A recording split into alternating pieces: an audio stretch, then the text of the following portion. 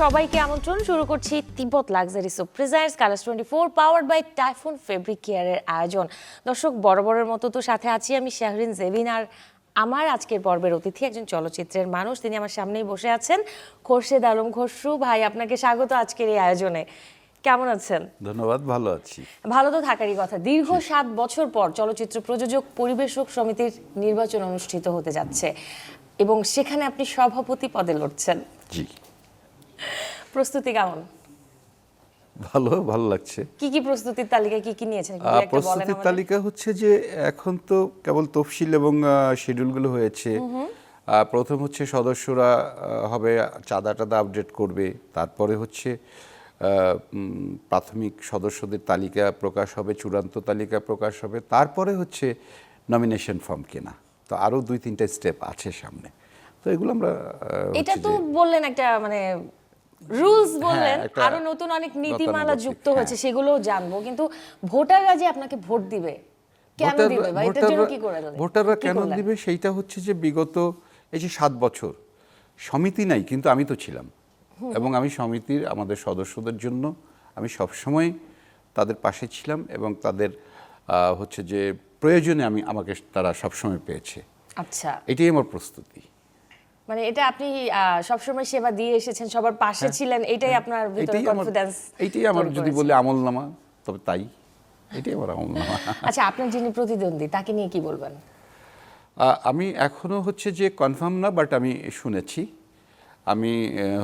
শুনেছি যে আমাদের আশরাফ উদ্দিন উজ্জ্বল সাহেব, আমাদের হচ্ছে যে মেগাস্টার উজ্জ্বল ভাই, শ্রদ্ধা রেখেই বলছি, উজ্জ্বল ভাই একজন গুণী আর্টিস্ট, গুণী শিল্পী, চিত্রনায়ক, অনেক বড় মাপের একজন চিত্রনায়ক এবং চলচ্চিত্র ওনাদের হাত দিয়েই তৈরি। তো উনি হচ্ছে, আমি শুনেছি উনি নির্বাচন করবেন, কিন্তু হচ্ছে ফাইনালি জানি না। যখন উনি নমিনেশন নেবেন তখন হয়তো কনফার্ম হব। তো এখন আমিও শুনছি, বাট উনি আমাকে কখনো বলেনি, আমার সাথে কথাও হয়নি, কখনো বলেওনি, বাট অনেকবার দেখা হয়েছে, কুশলাদি বিনিময় হয়েছে। তো নির্বাচন করবেন সেটা উনি আমাকে বলেননি। তো নির্বাচন করলে ওনাকে আমি ওয়েলকাম করি অবশ্যই। এই যে উজ্জ্বল ভাইয়ের কথা যেহেতু বলছেন, আপনাদের তো একটা নিয়ম আছে, 2 বছরের মধ্যে যদি ছবি না বানায় তাহলে নির্বাচন করা যাবে না। সেদিক দিয়ে আমি যতদূর জানি যে উজ্জ্বল ভাই দীর্ঘদিন প্রযোজনার সাথে নেই, এই বিষয়টা একটু খোলাসা বলবেন কি? উজ্জ্বল ভাই যেটা হচ্ছে যে হ্যাঁ, দীর্ঘদিন উজ্জ্বল ভাই হচ্ছে যে প্রযোজনায় নাই, কিন্তু হচ্ছে যে এখন বোধহয় উজ্জ্বল ভাই হচ্ছে যে হয়েছে, কিন্তু সেইটা হচ্ছে যে কোনো একটা হচ্ছে ছবি হয়তো বা সে হচ্ছে যে মানে তার নামটা হচ্ছে প্রযোজক হিসেবে আসছে। এখন এটা আমি কীভাবে বলবো যে এটা কিভাবে উনি প্রযোজক হলেন, কীভাবে, এটা আসলে বলার মতো আমার আসলে সেই জায়গাটা নেই। হ্যাঁ, আমি বলতে চাচ্ছি যে উনি প্রযোজক হয়েছে একটা ছবিতে। ছবির নামও আমি জানি না, এবং টপিকটা সিরিয়াস, কিন্তু এরকম হয় যে অনেক উত্তর থাকে না, আসলে অনেক সময় অনেক কিছুই উত্তর থাকে না। তো সেইভাবেই বলছি যে উনি প্রযোজক হয়েছেন, এটুকুই জানি। প্রযোজক হয়েছেন উনি ইলেকশন করার জন্য বা সদস্যের মানে সমিতির মেম্বার হওয়ার জন্যই করেছেন। মানে তাহলে কি আমুক্তারনামাটা রয়ে গেল? আমুক্তারনামা নেই, এখন হচ্ছে যে সরাসরি উনি প্রযোজক হয়েছেন। আমুক্তারনামাটা হচ্ছে যে এই গত নির্বাচনে আমুক্তারটাই ইস্যু ছিল। আমি যদি ভুল না করি, প্রযোজক সমিতির ইতিহাসে এটা প্রথমবার আমুক্তারনামাটা বন্ধ হয়েছে। হ্যাঁ, এইটাই হচ্ছে সরকার প্রজ্ঞাপন দিয়ে 2025 সালে, এটা হচ্ছে 20 এপ্রিল সরকার একটা প্রজ্ঞাপন দিয়ে এটা বন্ধ করেছে যে আর কোনো আমুক্তার পাওয়ার। অবশ্যই আমি 5টা সিনেমার প্রডিউসার, আমি 10টা সিনেমার প্রডিউসার। আমি একটা হচ্ছে ভোট আমার জন্য রেখে আর 10টা ছবির ভোট 10 জনকে আর 9 জনকে দিয়ে দিলাম। তারা তো আদৌ কেউ চলচ্চিত্রের লোক হতেও পারে, নাও হতে পারে। তো তারা কিভাবে বুঝবে যে নেতা নির্ধারণ করার জন্য তারা কিভাবে বুঝবে? তারা উনি যার ভোট উনি যাদেরকে দেখিয়ে দিবেন তাদেরকেই ভোট দিবে, বা যাদের কথা বলবেন তাদের দিবে। তাহলে তো নেতা নির্বাচনের বিষয়টা তো আসলেই সেইভাবে যারা স্বচ্ছ হলো না, বা যারা সত্যিকার অর্থের যোগ্যতা রাখে, সেই জায়গাও হচ্ছে যে মানে একটা গ্যাপ থেকে যায় আর কি। ঘুরে ফিরে আপনাদের এই সমিতি নিয়ে এত কথা, এত আলোচনা সমালোচনা, এত কিছু হয় কেন? মানে এই একটা কিছু হচ্ছে, আবার মামলা করছে, আবার বন্ধ হচ্ছে, আবার নীতিমালা যুক্ত হচ্ছে, আবার সেটা হচ্ছে না, এমন কেন?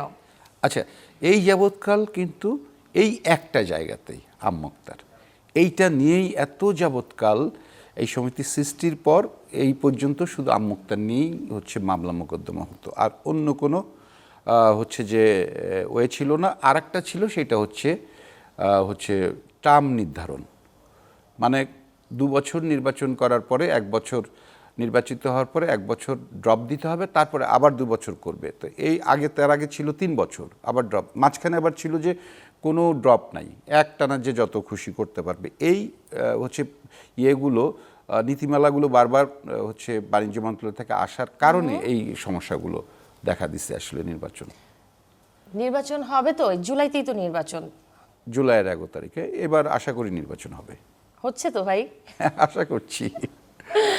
ওকে, সম্প্রতি পরিচালক সমিতির এক সেমিনারে আপনি প্রিন্স ছবি নিয়ে কিছু কথা বলেছেন এবং সেখানে শাকিব খান প্রসঙ্গেও কিছু কথা বলেছেন, যেটা নিয়ে পরবর্তীতে আলোচনার সৃষ্টি হয়েছে, অনেক রকম কথা দেখেছি। আসল ঘটনাটা কি আপনি বলবেন আমাকে? আসলে ঘটনাটা হচ্ছে যে ওই সেমিনারে আসলে কথা উঠছিল যে প্রযোজক সমিতি দীর্ঘদিন নাই। একজন প্রযোজক কতখানি অসহায় হচ্ছে যে ইন্ডাস্ট্রিজে সমিতি না থাকার কারণে, তার প্রমাণ হচ্ছে যে আমাদের যে শিরিন আক্তার প্রিন্স ছবির প্রযোজক, তিনি হচ্ছেন তার ছবি রিলিজের পরে একটি সমিতি তাকে যেভাবে ডেকে নিয়ে, যেভাবে তাকে হচ্ছে যে চতুর্দিকে ঘিরে ধরছে যে তাদেরকে কম্পেনসেট করতে হবে, ক্ষতিপূরণ দিতে হবে, তার ছবি ভালো যায় নাই, ছবি ইনকমপ্লিট, ছবি দেওয়া হয়েছে ভালো যায় নাই, তাদেরকে টাকা দিতে হবে, ক্ষতিপূরণ দিতে হবে, এই সমস্ত যে বিষয়গুলো ছিল। তো তখন তো উনি একা, তো এই কারণেই হচ্ছে যে, আর সেই বিষয়টাই সেমিনারে উঠে এসেছিল যে প্রযোজকদের আসলে সমিতি না থাকলে প্রযোজকরা কতটা হচ্ছে যে একা হয়ে যায় বা তারা সাপোর্ট করে। সেখানে আমার বক্তব্য ছিল যে আজকে আমরা যেটা শুনেছি, আমি কারোর নাম উল্লেখ করিনি, অ্যাকচুয়ালি হচ্ছে যে আমি বলেছি যে শিল্পীরা সেখানে তো অনেক শিল্পী আছে, তো সেই হচ্ছে যে ইউনিট নিয়ে অনেক দিন বসেছিল দেশের বাইরে, প্রায় 15-16 দিন শুটিং হয় নাই। কী কারণে হয় নাই, মানে বিষয়টা কী ছিল, এগুলো আমরা জানি না। প্রযোজক আমাদেরকেও আসলে প্রযোজক বলে নাই, কারণ হচ্ছে সমিতি নাই, কার কাছে প্রযোজক যাবে, এইটা একটা গেল। তারপরে হচ্ছে যে ডাবিংয়ের সময় যখন ছবিটা ডাবিং হবে ইন্ডিয়াতে, সেখানেও কোনো একজন আর্টিস্ট তার পারিশ্রমিক সম্পূর্ণ পরিশোধ করার শর্তে ডাবিং করবে, না হলে করবে না। তো প্রযোজকের তখন আসলে প্রযোজক অনেক বিগ বাজেটের, প্রযোজকের একটা ইয়ে থাকে, প্রযোজকদের একটা বাজেট থাকে, বাজেট যখন এক্সিড করে তখন হচ্ছে যে তার টাকাটাও জোগাড় করা হুট করে আসলেই একটা চাপ তৈরি হয়, চাপ হয়। তো প্রযোজক উনি অনেক চেষ্টা করেছেন, সেখানেও 1 সপ্তাহের মতো সময় ওনার ওই টাকাটা জোগাড় করতে লেগেছে। তাহলে সেই জায়গাটাতেও একটা গ্যাপ হয়েছে, যে একটা সময় কিল হয়েছে, শুটিংয়ের টাইম কিল হয়েছে। তাহলে প্রশ্নটা আসছে যে কেন মুক্তির আগের দিন রাতে কেন সিনেমাটা আসলো, কেন মুক্তির আগের 5 দিন আগে আসলো না, কেন 10 দিন আগে আসলো না? তাহলে সার্ভার টার্ভার সব কিছু আপলোড সব ঠিক মতো দেওয়া যেত, টেকনিক্যাল ইস্যুগুলো হতো না, কিছুই হতো না। আর ছবিটাও বলা হয়েছে যে ছবিটা করবে, ছবিটা যদি সময় পেত ছবিটা অবশ্যই সেটা কমপ্লিট ছবি আসতো। তাড়াহুড়া করতে যে এখানে টেকনিক্যালি অনেক কিছু ইয়ে হয়েছে, ছবির লিঙ্ক আপেরও হয়তো সমস্যা হয়েছে তাড়াহুড়া করতে যে। সো সবগুলো তো এই প্রযোজকের ভিতরের গল্প আর কেউ জানতে চান না।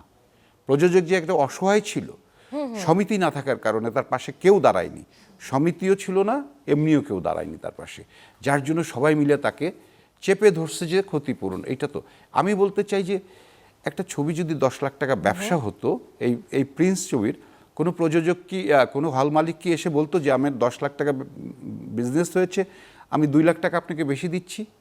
কেউ দিত না, কেউ এটা বলতো না। কিন্তু এখন তারা হচ্ছে যে ছবিটা হচ্ছে যে ওনাকে ভালো না যাওয়ার কারণে, টেকনিক্যাল কারিগরি ত্রুটির কারণে, অন্য কোনো কারণ না, কিন্তু এই কারিগরি ত্রুটির কারণে সেটাও কিন্তু ইনি দায়ী না। ইনি দায়ী হচ্ছে যে ছবিটা অনেক লেট হয়ে গেছে, বাট কারিগরি ত্রুটি তো আরেকটা কোম্পানিকে তিনি দিয়েছেন। এই কোম্পানিটা আরেকটা কোম্পানি এই কারিগরির এই আপলোডগুলো করেন, হ্যাঁ, এই সার্ভারে টিয়াগুলো হচ্ছে লোড আরেকটা কোম্পানি দেয়, সেইটাও হচ্ছে যে ওইটাও একটা সার্ভিস প্রোভাইডারের মতো, ওরাও সেটার বিনিময়ে সেখানে তারা একটা হচ্ছে টাকা নেয়, তারা ওইটার মুনাফা করে, ওইটাতে একটা বিজনেস নেয়।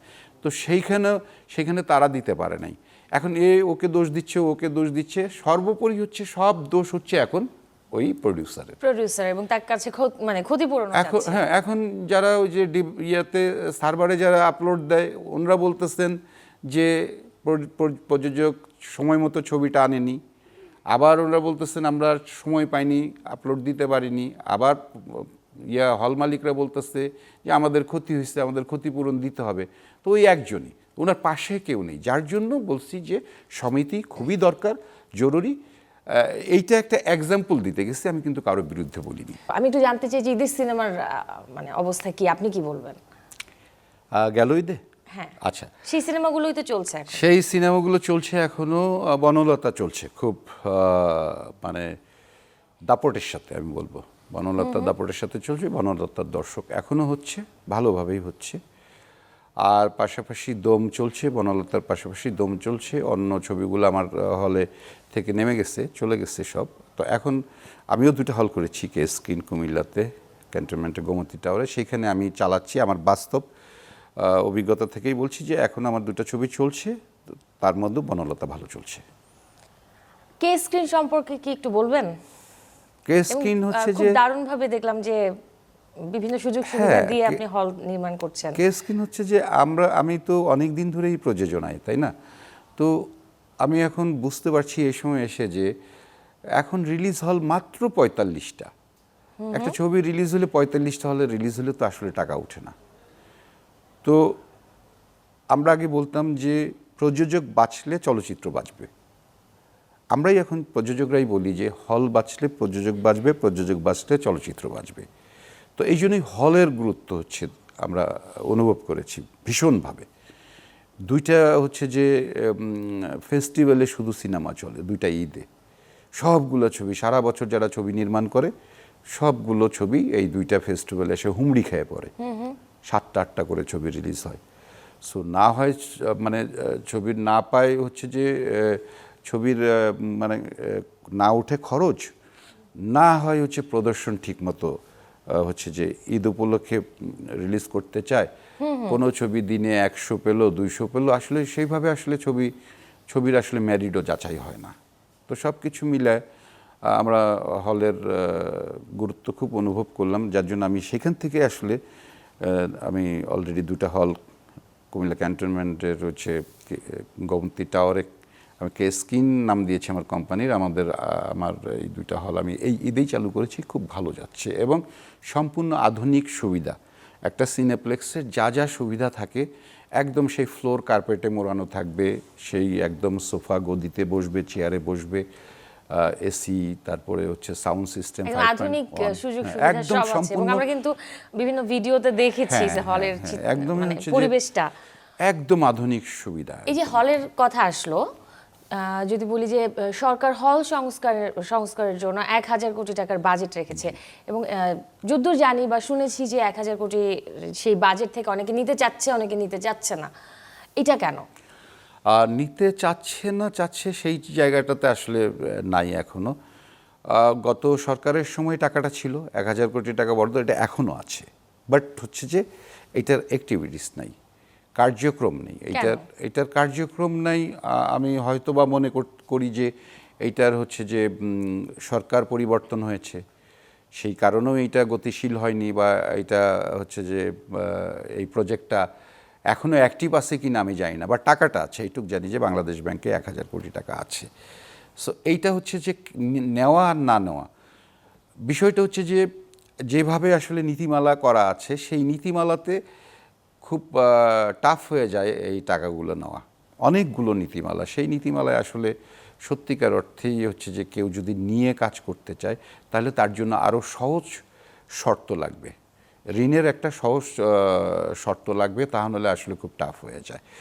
আর হচ্ছে যে আমি মনে করি যে দেখেও দেওয়া উচিত, যারা অরিজিনালি সিনেমা ব্যাকগ্রাউন্ড আছে সেইটার কিন্তু একটা হচ্ছে যে মানে মানদণ্ড আনা উচিত, মূল্যায়ন করা উচিত, যে যারা বিগত দিনে যাদের ব্যাকগ্রাউন্ড আছে সিনেমা ব্যাকগ্রাউন্ড, হল ব্যাকগ্রাউন্ড, তাদেরকেই দেওয়া উচিত। তো আমরা কিন্তু সরকারি টাকার জন্য বসে থাকিনি, আমরা কিন্তু তৈরি করে যাচ্ছি। আমরা আমাদেরকে স্ক্রিন আমরা ডিক্লেয়ার করছি যে আগামী 2 বছরে 25টা সিনেপ্লেক্স আমরা করব সারা বাংলাদেশে। তো আমরা কিন্তু সরকারের টাকার জন্য বসে থাকিনি, আমরা করছি। আমরা জানি যে কারণ হচ্ছে যে সিনেমা হল না থাকলে আসলে সিনেমা বানিয়ে কোনো লাভ নাই। যত সুপারহিটই হোক ছবি, কয়টা হলে চলবে? এই শুধু হচ্ছে অকেশনে, ফেস্টিভ্যালে হয়তো কতগুলো মৌসুমি হল খুলে, এই কয়টা হল দিয়ে যে কয়দিন হচ্ছে ঈদের ছবি দেখবে সেই কয়দিন হল খোলা। এরপরে আমি জানি যে আমার জানা মতে যে এই হলগুলো কয়েকটা হলে আবার হচ্ছে যে সেগুলো হচ্ছে মানে ইয়ে হয়, অনেক খামার হয়, গরুর খামার হয়। ওই হলগুলার চতুর্দিকে ঘিরে গরুর খামার, মানে হ্যাঁ গরুর খামার হয়। আমি একদম বাস্তবে দেখেছি। আবার ওই যখন হ্যাঁ ওই সারা বছর গরু ইয়ে করে, আবার যখন ঈদ আসে তখন ওইগুলো গরু টরু সরায়, এগুলো একটু ধোয়া মোছা করে হলটা চালু করে। কারণ ও হচ্ছে সিনেমা নাই তো সারা বছর বন্ধ, ও গরু দিয়ে হচ্ছে হলের খরচ পোষায়, গরুর ব্যবসা করে। এটা আসলে হাস্যকর হলো, এটা খুবই দুঃখজনক। খুবই দুঃখজনক। কেটে যাক। আপনি তো সেন্সর বোর্ডের একজন সদস্য। এখন নেই। আমি হচ্ছে সেন্সর বোর্ডের সদস্য ছিলাম, এখন হচ্ছে সেন্সর সার্টিফিকেশন বোর্ড, এখন সার্টিফিকেশন বোর্ড। হ্যাঁ, এই বোর্ডে আমি নেই। ওকে, তারপরেও আপনি সিনেমা মানে কেমন সিনেমা হচ্ছে চারিদিকে, বা সিনেমা কেমন জমা পড়ছে, মানে বা সিনেমা আমি যদি জানতে চাই যে আপনি যেহেতু হল মালিকও, মানে যে সিনেমাগুলো নির্মাণ হচ্ছে সেগুলো কি আসলে প্রদর্শনের যোগ্য কিনা? হ্যাঁ, যেগুলো প্রোডাকশন, আন্ডার প্রোডাকশন সবগুলো খবর রাখছি, আন্ডার প্রোডাকশনের খবর রাখছি।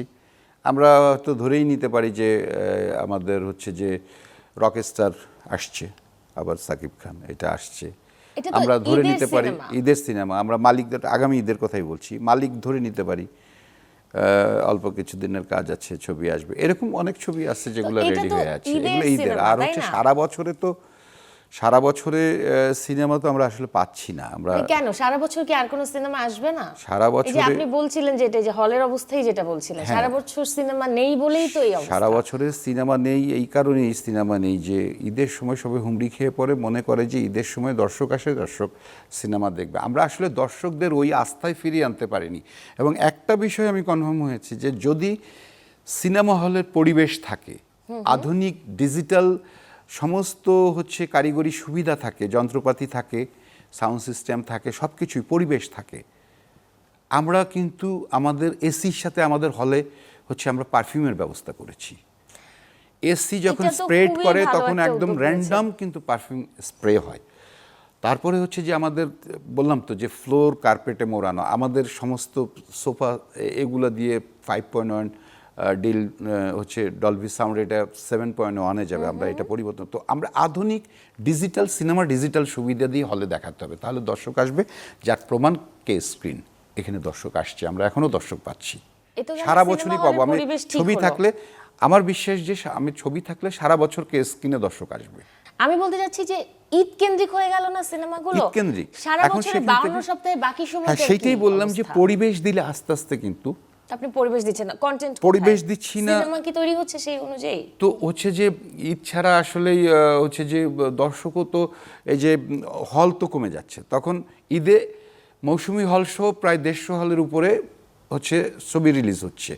আর যেই হচ্ছে ফেস্টিভ্যাল চলে যাচ্ছে তখন ওই 45-40টা হলে চলে আসতেছে। মানে এটাও একটা কারণ যে সিনেমা তৈরি হচ্ছে না। তখন কোনো প্রযোজক সাহস পাচ্ছে না 40-45টা সিনেমা হলে ছবি রিলিজ করে, তো আসলে তার উঠবে না, টাকা উঠবে না, এই জন্যই সাহস পায় না। এই যে ঈদের সময় 7-8টা সিনেমা মুক্তি পায়, এইটা কি যৌক্তিক? এটাও যৌক্তিক না। এইটা হচ্ছে যে 2-1টা সিনেমা হয়তো বা তাদের কস্ট কভার করে, কিন্তু বাকি সবগুলোই হচ্ছে ক্ষতির মুখে থাকে। তারপরেও কিন্তু তারা হচ্ছে ঈদের সময় যুদ্ধটা, আবার তারা তো পারছে না যে নর্মাল সময়ে রিলিজ করতে পারছে না, কারণ তখন তো মৌসুমি হল সব বন্ধ হয়ে যায়। 150 হল থেকে 45টা হলে নেমে চলে আসে, তো তখন ওরা 45টা হলে দিয়েও আসলে ওদের কোনো লাভ হবে না। তো যার জন্যই হচ্ছে যে না ওইদিকে যেতে পারছে, না এদিকে, ওইদিকে লস করছে, এদিকে আবার আসলে উপায় নেই, এরকম একটা বিষয়।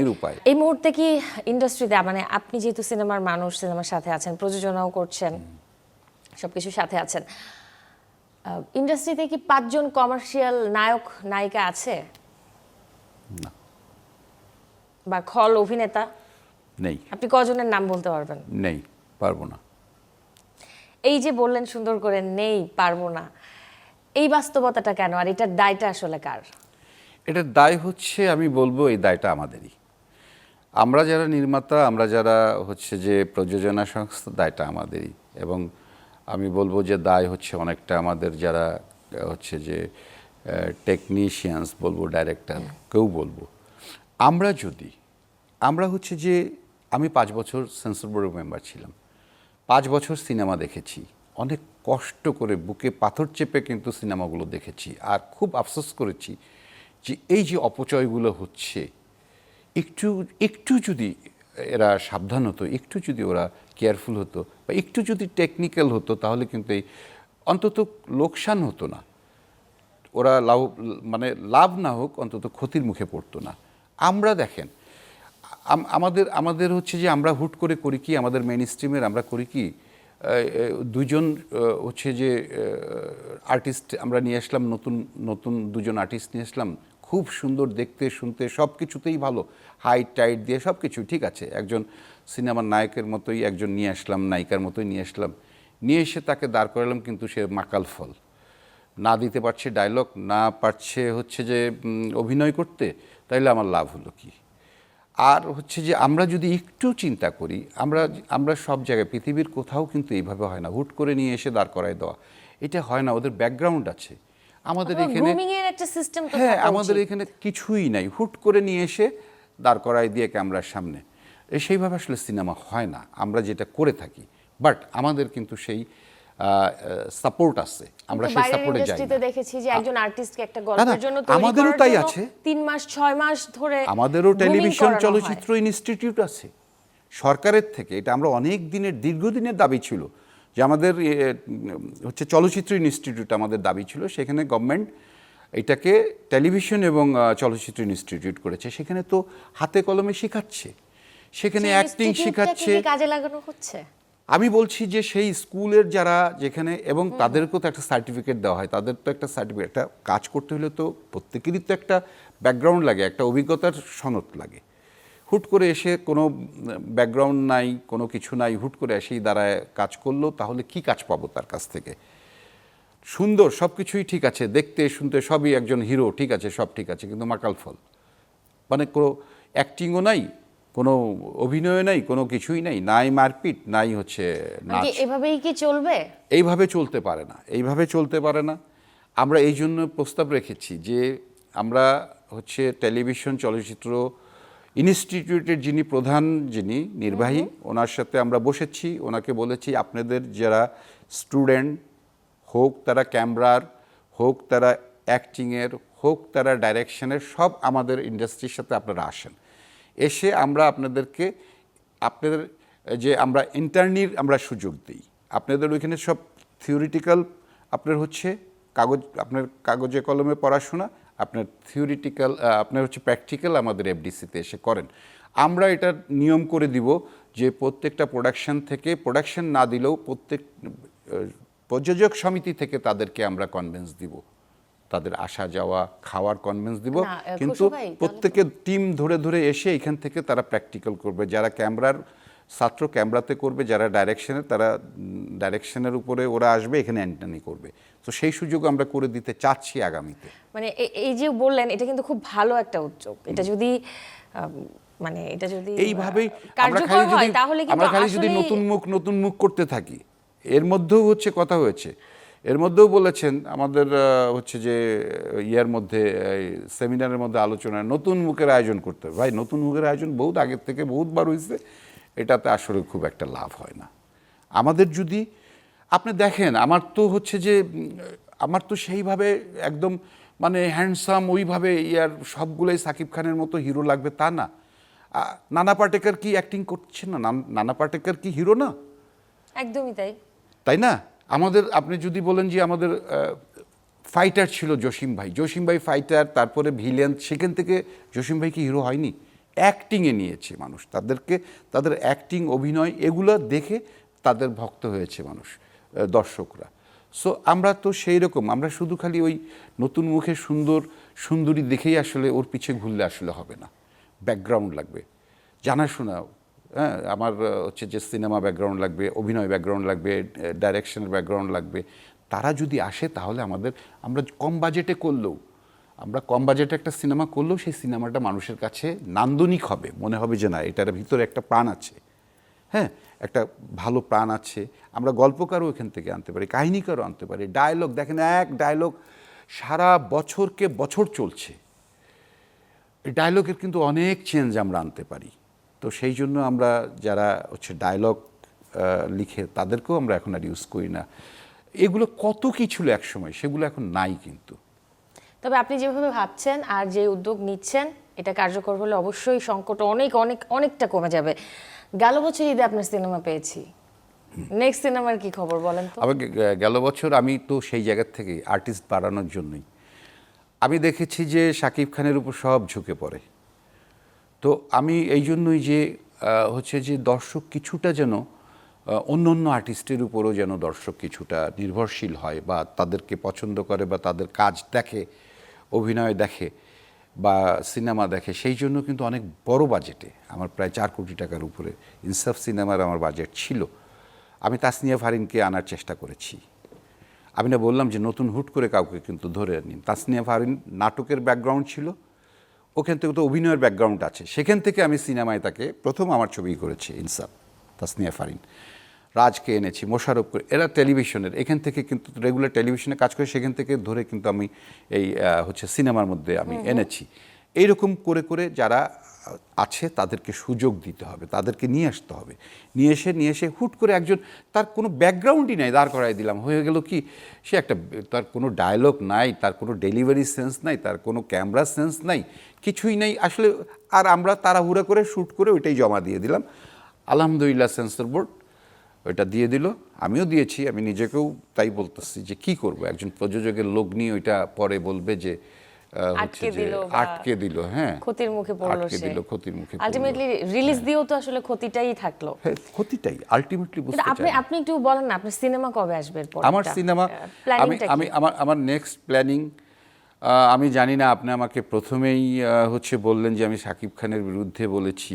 না না, আমি বলি নাই ভাইয়া। আপনি মানে শুনেছেন বা দেখেছেন, আপনিও জানেন যে এটা চাউর হয়েছে, আমিও দেখেছি, আমিও এবং নিউজে, এখন অনলাইন নিউজে আমিও দেখেছি। এখন আমি বলছি, আমি কি কারণে এটা বলছি, আমি সেটা আপনাকে দোষ দিয়ে বলছি না বা কাউকে দোষ দিচ্ছি না। আমি বলছি যে এখন আমার তো কথাবার্তা চলছিল শাকিব খানের সাথে যে আর একটা ছবি আমি নেক্সট ওনাকে দিয়ে করব।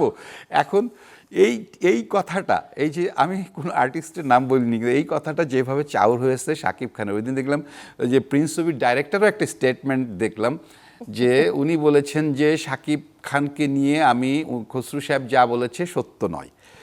তো আমি আবার ওই ডাইরেক্টরকে ফোন করলাম, আমি বললাম যে হচ্ছে যে তুমি কি হায়াত, ওনার নাম আবু হায়াত মাহমুদ, আমি বললাম যে হায়াত তুমি কি, বলে ভাইয়া না আমি কিচ্ছু বলিনি। তাহলে এটা কোত্থেকে আসলো? বলে ভাই হ্যাঁ আমি তো, তুমি, হ্যাঁ আমি যদি নাম বলতাম তুমি বলতে পারতা। তো এখন এই যেভাবে পরিবেশটা ঘোলাটে হলো, এখন জানি না সাকিব আর আমাকে শিডিউল দিবে কিনা, সেটাও আমি জানি না। তাহলে আমি এই শো দেখলে দিবে, কারণ আপনি এখানে ক্লিয়ার করে দিয়েছেন। আমি কি বলবো, ওকে নিয়ে আমি কাজ করব এখন, হচ্ছে প্ল্যান করছি। এখন এগুলো তো দেখছি, এই নিউজগুলো দেখেছে, এখন যদি বলে না ভাই আমি করব না, তা আমার আর কি করার আছে। যাই হোক, আমি তারপরেও ছবি করব। আগামী এই ঈদ চলে গেল, দুটাই আগামী ঈদকে টার্গেট করে আমি একটা বড় বাজেটেরই ছবি। ঈদে সিনেমা নিয়ে আসুন, কিন্তু বলবো যে মাঝের সময়টা আমি এইটাও হচ্ছে যে প্ল্যান করেছি যে আমাদের তো করতে হবে, যেহেতু আমি এখন হলের সাথেও যুক্ত হয়েছি, আমাদের হলকে বাঁচানোর জন্য এবং কাজ করতে। মূল কথা হচ্ছে সব কিছুরই কিন্তু কি পয়েন্ট হচ্ছে সমিতি, প্রযোজক সমিতি থাকলে দাবি করা যায় যে আপনারা যে অনুদানের ছবি দেন 10টা 12টা 20 কোটি টাকা অনুদানের মতো সব কিছু মিলায় দেন, একটা কাজেও লাগে না, কোনো একটা ছবি কেউ দেখে না, কোনো দর্শক দেখে না। এই টাকাগুলো আপনারা 10টা 12টা ছবিতে না দিয়ে আপনি 3টা ছবিতে দেন, একটা কমপ্লিট মুভি করেন, কমপ্লিট মুভিতে দেন, ভালো কমার্শিয়াল মুভিতে দেন। বাঁচাতে হলে, ইন্ডাস্ট্রি বাঁচাতে হলে কমার্শিয়াল মুভি, আর হচ্ছে আপনি না হলে 2টা পার্ট করেন। আপনি যদি অফ ট্র্যাকের দিতে চান, অফ ট্র্যাকের কিছু বাজেট দেন, আর যেগুলো এই আপনার মেইন স্ট্রিমে দিবেন সেগুলো একেবারেই, সেগুলো যেন আপনার হচ্ছে যে কমার্শিয়াল মুভি হয়। তো এগুলো নিয়ে আমরা কাজ করব সরকারের সাথে। এগুলো হচ্ছে মুখ দেখে দেখে সবসময় হচ্ছে যে এই অনুদানগুলো দেওয়া হয়, এই অনুদানগুলো অপচয় হয়।